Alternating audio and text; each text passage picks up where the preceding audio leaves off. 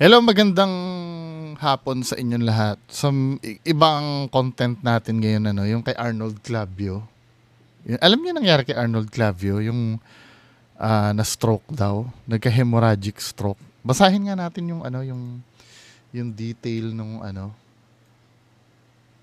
na ospital kamakailan ng GMA News anchor na si Arnold Clavio matapos makaramdam ng matinding pamamanhid sa kanang braso at binti. Base sa kanyang kwento sa ibinahagi niyang Instagram post nitong Biyernes, June 14, ay nasa biyahe siya pa uwi mula sa ah, East DGR, ano yun? Golf course, nang makaramdam siya ng pamamanhid sa ilang bahagi ng kanyang katawan. Regular na araw, pauwi ako galing golf course habang nasa biyahe. Nakaramdam ako ng matinding pamamanhid sa kanang braso at binti. Ninervous tuloy ako. Di ko rin maramdaman ang pag-apak sa pedal ng gas at brake. Panimula ni Arnold. Minabuti niya huminto sa isang gasolinhan para i-check kung ano nangyayari sa sarili, ngunit hindi na raw siya makalakad papuntang restroom. Kailangan ko na may mahawakan agad. Kailangan ko may mahawakan. Agad kong tiningnan ang sarili ko sa salamin kung tabingi ba ang mukha ko o maga ang mata ko. Wala naman, wala naman kaya balik na ako sa sakyan at hindi ito naging madali. Sinabi niya sa sarili niya na titigil siya sa unang hospital na kanya makikita. Kaya mula Antipolo ay maingat niyang binaybay ang sumulong highway hanggang makarating siya sa emergency room ng Fatima University Medical. Sa Valenzuela ba to? Sa Valenzuela pa siya mula Antipolo? May Fatima University na ba? Oo, may Fatima University na yata sa Antipolo. Meron na ba? Tama ba ako? Doon inasikaso ako at after ilang test, lumitaw na ang blood pressure ko ay 220/120 at ang blood sugar ko ay umabot ng 270. Inirekomenda na isailalim ako sa CT scan. Doon nakita may slight bleeding ako sa kaliwang bahagi ng aking utak. At sa oras na yon, ako ay nagkaroon ng hemorrhagic stroke.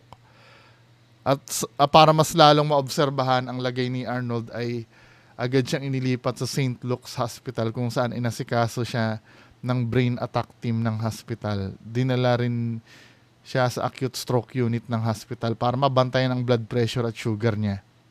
Kaya naman isang aral ang naturuan ni Arnold mula sa kanyang mga naranasan. Feeling okay doesn't mean you're okay. Feeling good doesn't mean we're good. Listen to your body. Try durang hypertension. Always check your BP. Say ng GMA News anchor. Laking pasasalamat ni Arnold sa Diyos sa himalang na experience niya. Check ko nga ang BP ko. Takot ako Wait lang. Kasi madalas high blood ako eh. Kunin ko lang yung pang blood pressure ko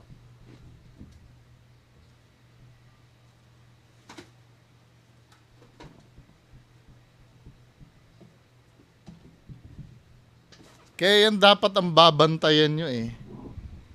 Pagka may hindi na kayo magandang nararamdaman, di ba?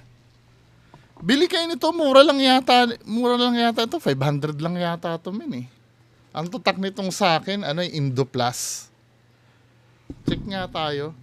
Nag-check ako, umaabot ako 140 minsan eh. Mataas na yun eh. Pero 130, komportable ako sa 130, wag lang 140. Nininervous tuloy ako. Tingnan nga natin. Ang tamang paglagay ganito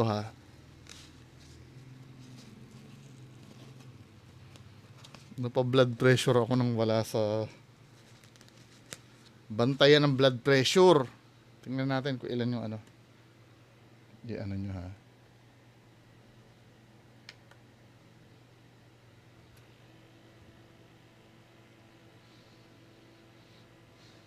Kaya dapat laging kalmado lang tayo eh pag nagbablog eh.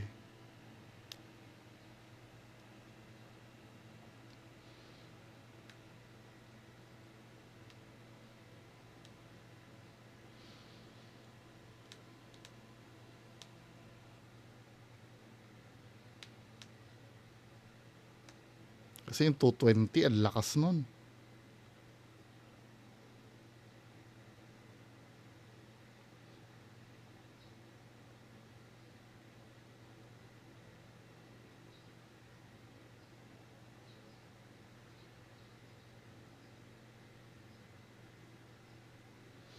Tagal nang mag-reading nito. 144.97? Saan nga ulit nga? Dahil nangangalay siguro ako nun. Talaga na, rest muna nga tayo. Ang taas. Kasi low bat na ako. Naks, naghanap ng dahilan eh, no? Hindi, minsan kasi hindi na accurate to pag low bat eh. Ano bang battery nito?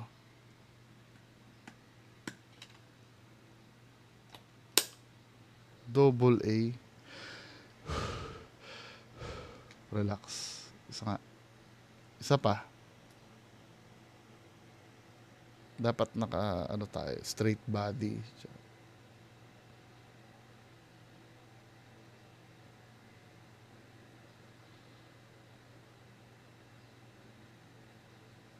Dahil lang tinitingnan ko lang blood pressure ko. Ay, hindi na nga accurate kasi ano na eh. Low bat na kasi. Yun ang problem dito eh.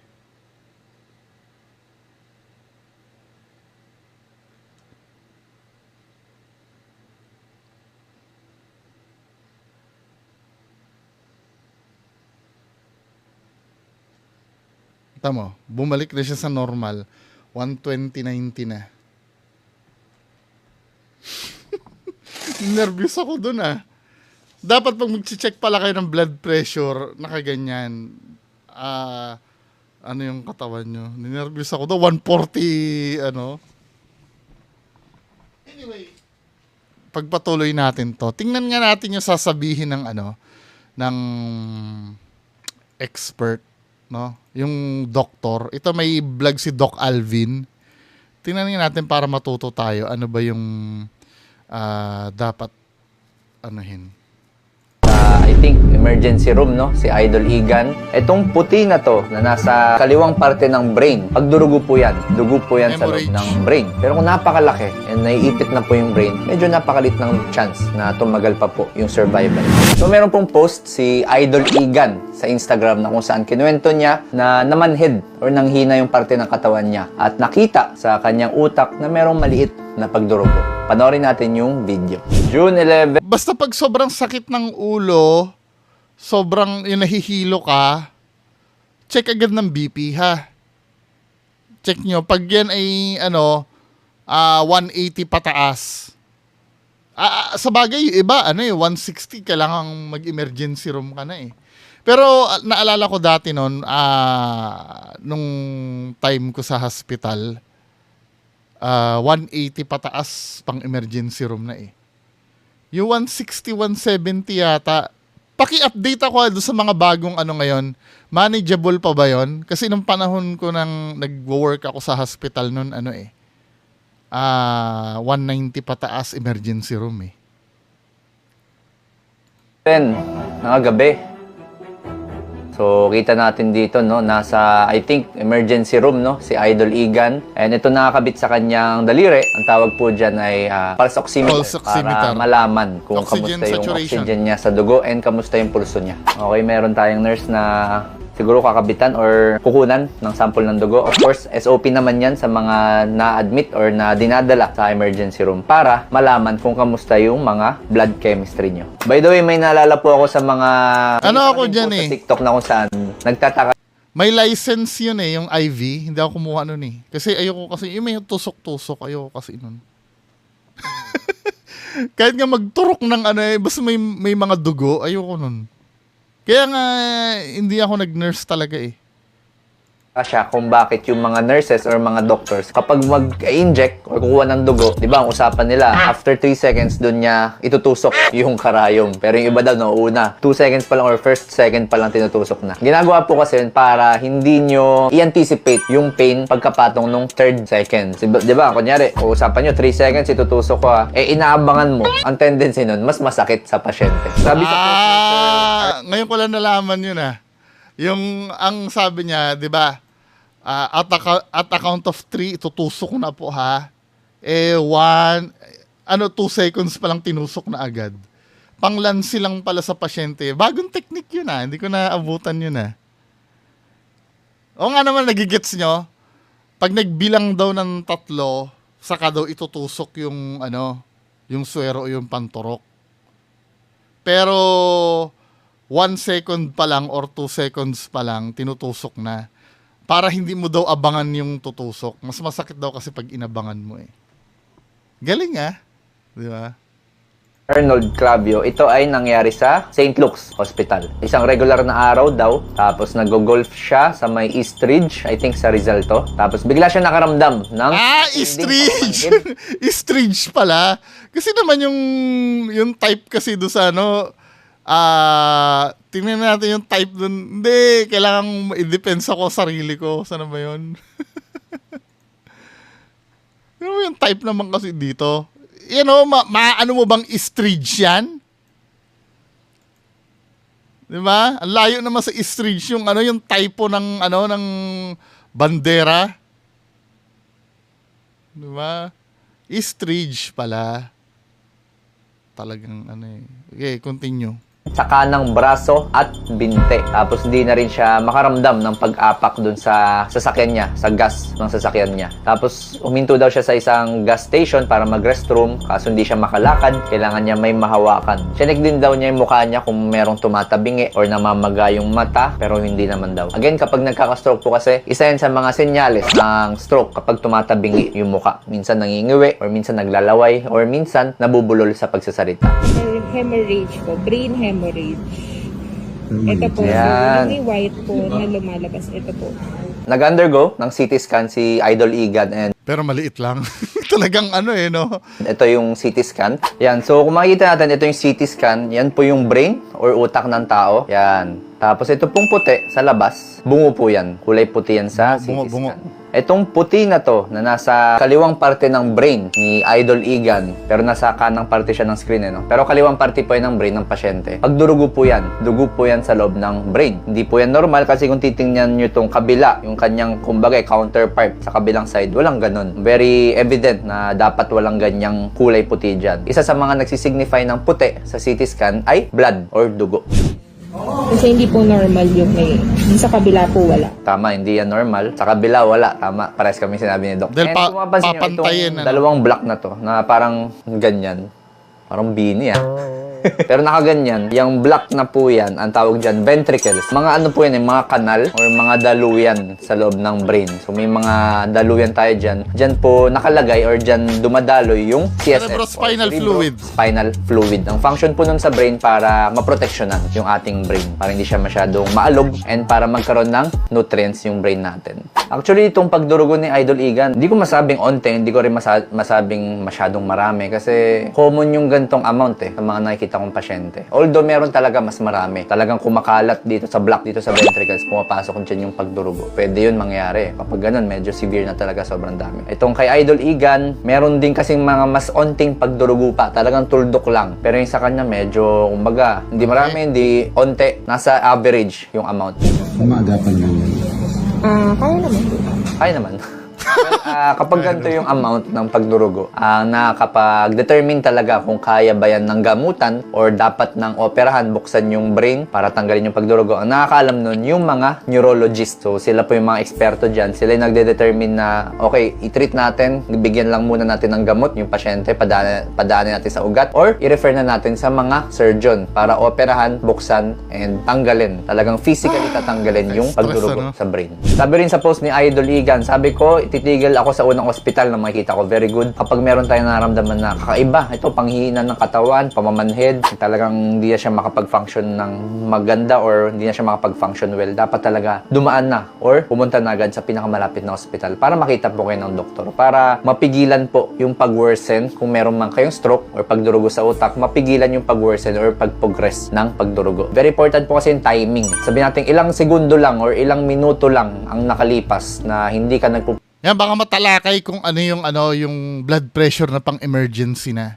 Kasi panahon namin 190, 180 yata emergency room eh.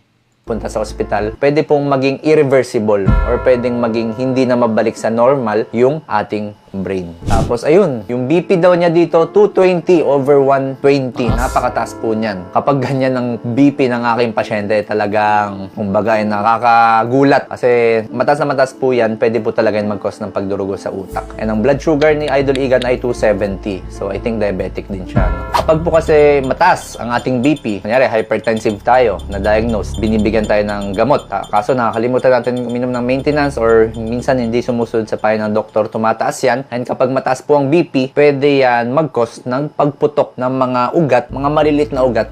Kaya kalma muna tayo ha sa mga vlog natin. Huwag tayong laging galit. Sa brain. Yung mga ugat po kasi natin dyan sa brain, yung iba dyan, medyo madali siyang masira eh. Sa onting taas lang ng BP, madali siyang pumutok or mapunit. Pag napunit yun, kakalat sa paligid ng brain. Kapag kumalat sa paligid ng brain, mamamaga. Since yung bungo natin napakatigas, ipit na ipit siya. Doon na magkakaroon ng pamamanhid ng Intracranial katawan, pressure. Ulo, minsan nawawalan ng malay. So may mga nakakabit po sa kanyang mga, kumbaga, monitoring device, no? Tapos may nagmo-monitor na nurse. Tama po yan, SOP yan. Ito yung mga nakakabit sa kanya. Of course, para malaman kung kamusta yung status ng heart or status ng katawan ni Idol para habang... Alam niyo, naranasan ko yan nung nung nadisgrasya ako. In-ambulance ako nun eh. Gusto niyo makita yung video? Huwag na lang. Galing ako explore nun, di ba? Inano kami sa ambulansya. Shout out Sir Gary. Ma'am Irene. Biyahe. Malaman natin kung tumataas ba ulit yung BP, nagiging irregular yung tibok ng puso, yung mga ganun. O dito medyo mas magaan na siguro yung pakiramdam ni Idol. Nakangiti na siya. So naalala ko, nakasama ko na to si Idol Igan sa isang interview sa radio station. And nung nakita ko siya, very fit yung katawan ni Idol eh. Talagang hindi siya over. Ito yung sinasabi ko, yung mga, yung mga nawawalan ng pag-asa dyan na may sakit daw. Hindi mo talaga masasabi, men eh. 'Di ba? Katulad niya ni Arnold Clavio, 'di ba? Wala naman sa yan eh, sa actually, kahit anong estado ng kalusugan mo, kung talagang kukunin ka na eh. Diba? Minsan nga, let's say halimbawa, yung ito, may stage 4 na cancer na to. Tapos itong isang taong to ay healthy. Diba? Masagasaan lang. Nangyari sa tatay ko yan. Ang tatay ko kasi may diabetes. Naputulan ng... hindi naman paa yun naputol sa tatay ko, daliri eh. Sa paa kasi nga may diabetes. So, that was, I think, bata ako nun eh. Tapos may best friend siya. Yung best friend niya, health buff yun. Laging, nung medyo malakas-lakas ang tatay ko, laging niyayaya nun yung tatay ko na yung jogging. And tatay ko tamad sa ganun men eh. 'Di ba? Ang gawain ng tatay ko noon, bibili yun ng mga gym equipment. Tapos aalikabukan lang sa bahay. Bibili ng treadmill, hindi naman gagamitin. 'Di ba? Bibili yun ng yung mga dumbbell, mga wala lang, props lang doon sa gagawa ng gym yun sa bahay eh. Wala lang, hindi naman ginagamit, 'di ba? So, may best friend siya kasi na nagsusulsul, which is maganda naman. Yung Now, dumating yung sa katigasan ng ulo ng tatay ko, 'di ba? May lahi kaming diabetes eh. Yung tatay ko may diabetes yun. Yun nga, dumating yung time na naputulan na siya ng daliri sa paa.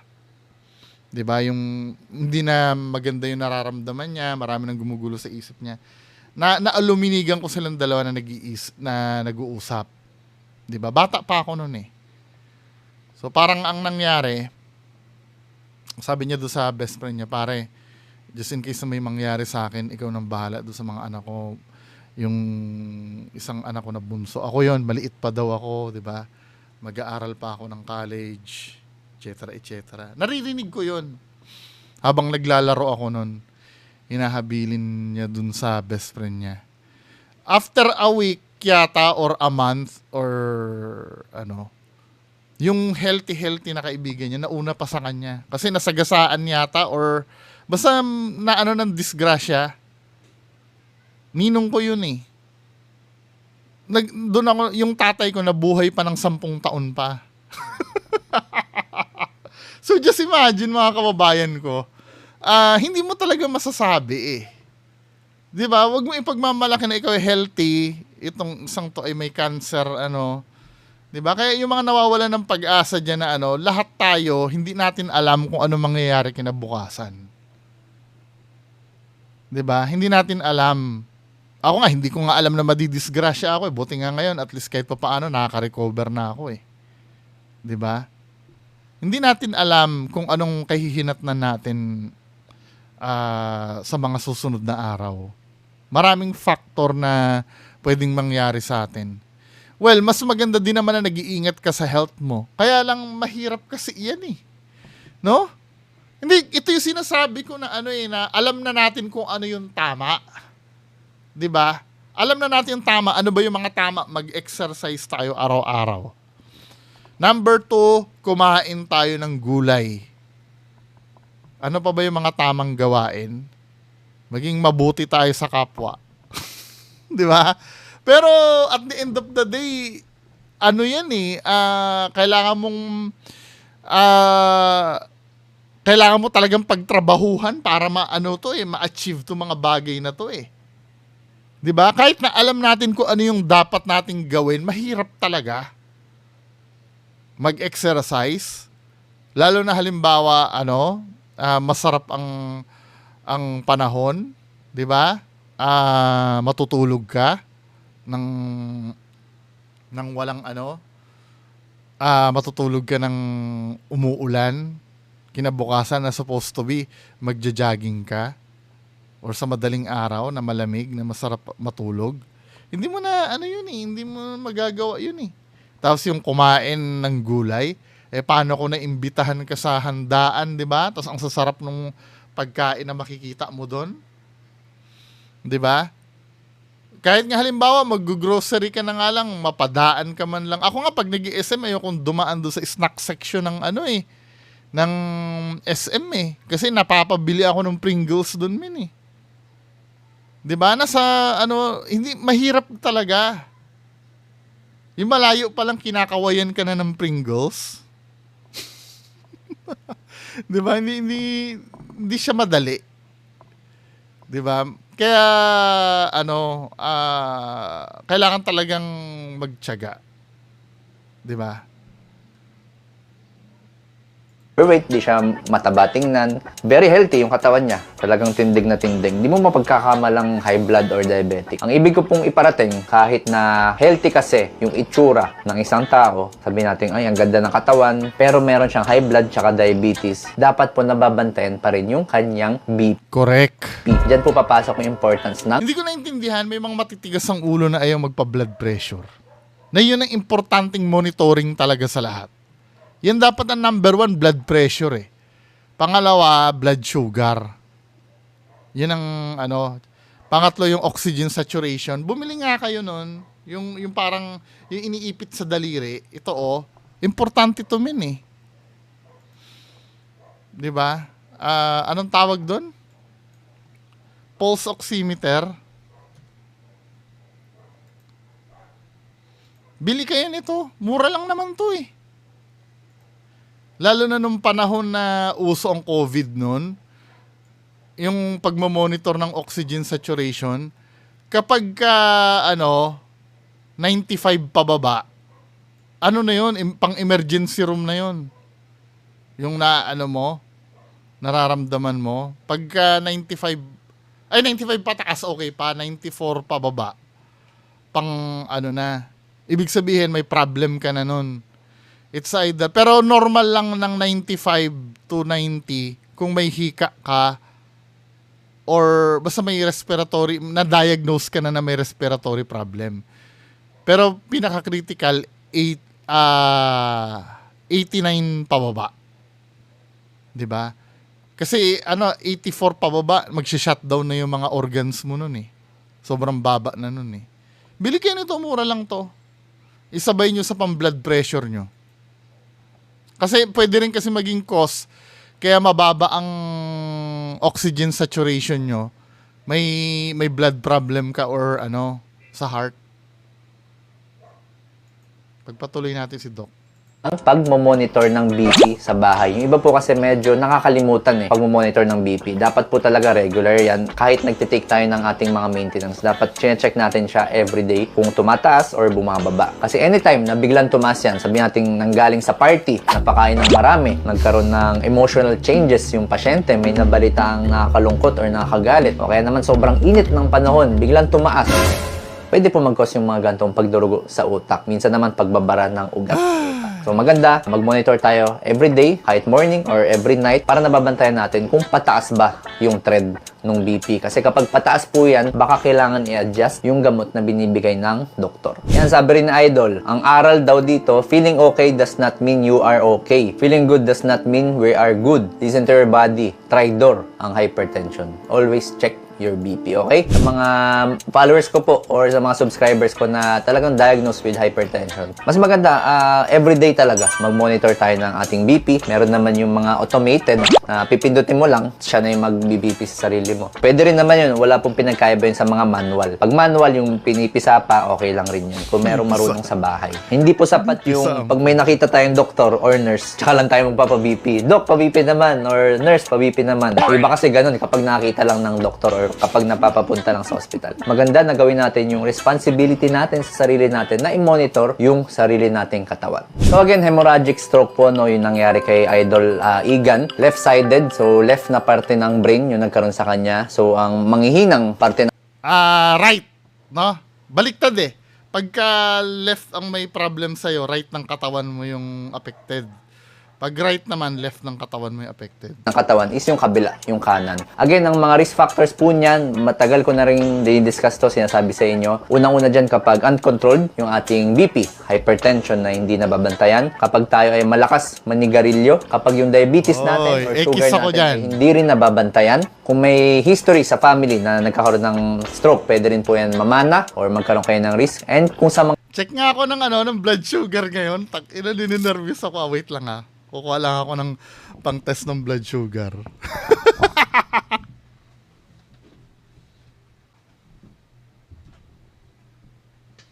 Okay. Let's check.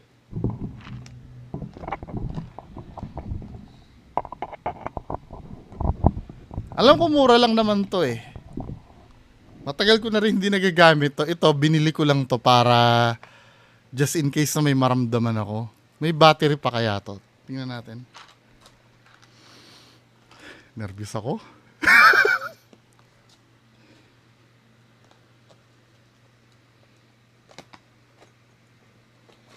Tingnan natin na. Ayon dito, ang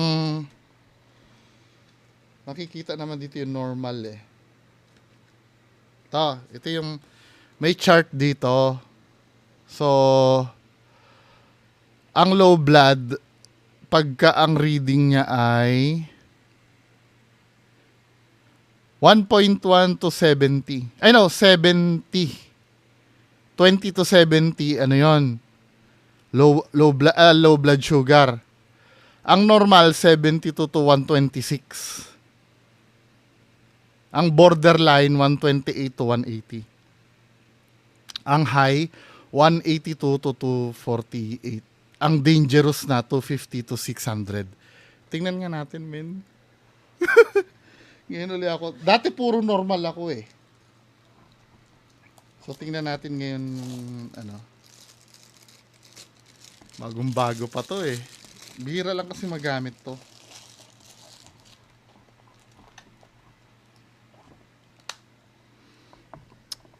Ang nakakatakot dito, yung paglagay ng karayom. Dito ako takot eh. Sa paglagay ng panusok, yung pantusok.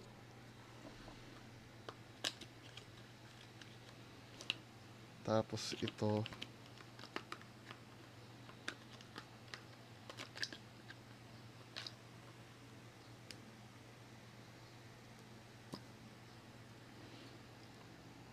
So, ito na.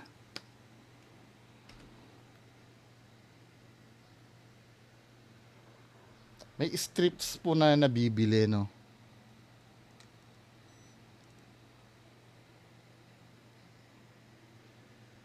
Wait lang.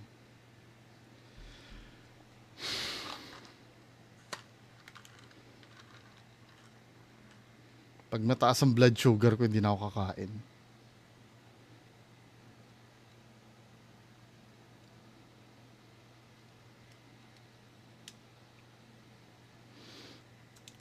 Ito yung pampasugat eh.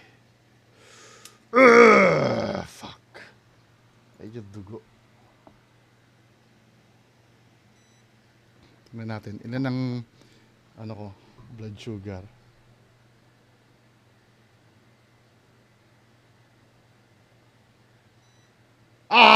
Okay, normal. Normal pa ako, normal. 100. Fuck. Nakahinga ako ng malalim doon. Dahil, alam ko, hindi pa nagmamanifest sa akin eh. Kasi mga kababayan ko, hindi naman talaga ako naninigarilyo, hindi ako umiinom. 'Di ba?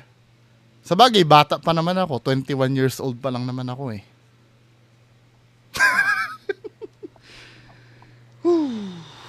Anyway, pagpatuloy natin si Doc, no? Mga bata man, yung tinatawag nating stroke, indayang, medyo nauuso po yan, no? Nangyayari kadalasan kapag may mga abnormality sa mga ugat nila, yung mga arteriovenous malformation, mga cavernous malformation, yung mga ganun. Medyo weak po kasi or mahina yung foundation ng mga ugat nila sa brain. Dok, ano yung mga senyales na baka nagkakaroon na ng stroke? Again, yung FAST. Alam nyo na rin po to yung FAST. F, kung merong facial asymmetry, tabingi yung muka, hindi makapagsalita, naglalaway. Okay. A, arm weakness, kung hindi maitaas yung isang kamay, hindi Kaya nga ano eh, kaya nga ng maayos. kaya nga pinapataas yung kamay. Halimbawa kung hindi magandang pakiramdam mo at may problem ka kung magagalaw yung kamay. For speech difficulty, yun nga, nabubulol, di makapagsalita. And T, kapag nakita nyo yung mga yun, Nabubulol. time to go to the hospital. So, Doc, ano yung mga chances na magsusurvive yung pasyente after niya magkaroon ng hemorrhagic stroke? Again, sabi ko kanina, depende po yun sa amount ng pagdurugo sa brain nila. Kung sobrang tuldok lang, sobrang liit lang, napakataas po ng chance na mag-survive siya and mabuhay ng normal. Pero kung napakalaki, and Wait mga kababayan ha. Halimbawa meron na kayo nito. 'Di ba nagamit niyo na yung panusok dun sa daliri nyo? Ang gagawin nyo dito para hindi na siya makatusok pag kinuha nyo tong karayom. Meron kasing ano yan eh, may kasama siyang ganito eh.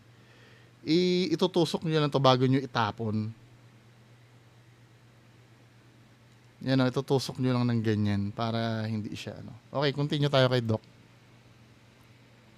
naiipit na po yung brain, medyo napakalit ng chance na tumagal pa po yung survival niya. Dok, ilang taon pa po or gaano pa po kahaba yung buhay na itatagal ng mga pasyenteng nagkaroon ng hemorrhagic stroke? Again, depende po yan sa severity. Wala tayong specific na sagot dyan. Pero according to this study noong 2017, Epidemiology, Risk Factors, and Clinical Features of Intracerebral Hemorrhage. So sabi sa kanilang results, only 12 to 39% of survivors can achieve long-term functional independence. independence. Ibig sabihin, 12 or 39 na tao sa loob ng 100 na tao na na-stroke, pwede pang mabuhay independently na hindi kailangan ng assistance sa mga caregivers or Medyo sa mga mataas relatives pa nila sa buhay. Na para silang normal na nabubuhay in a day-to-day basis na hindi na kailangan ng dependence sa ibang tao. Pero still, hindi po specific tong numbers na to. Depende pa rin yan sa severity and sa amount nung pagdurugo. And most importantly, yung time. Kung anong oras siya nakarating sa ospital and naka-receive ng management galing sa mga doktor. Dok, paano po makaiwas dito sa hemorrhagic stroke? Again, hindi po natin pwedeng i-prevent yan absolutely 100%.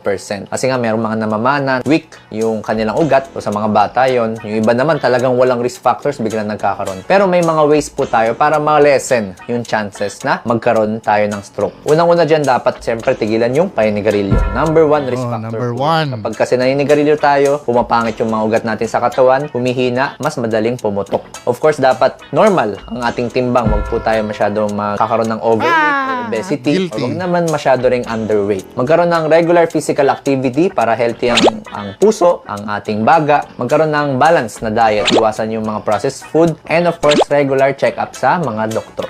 Kung meron kayo tanong, comment down below. And kung nag-benefit ka sa video na to, please follow my social media. Salamat, Dok! And of So mga kababayan, alam niyo na kung ano yung mga dapat gawin. 'Di ba? Nasa sa atin na lang yan kung susunod tayo o hindi. So yun lang po. Maraming salamat. Bye-bye.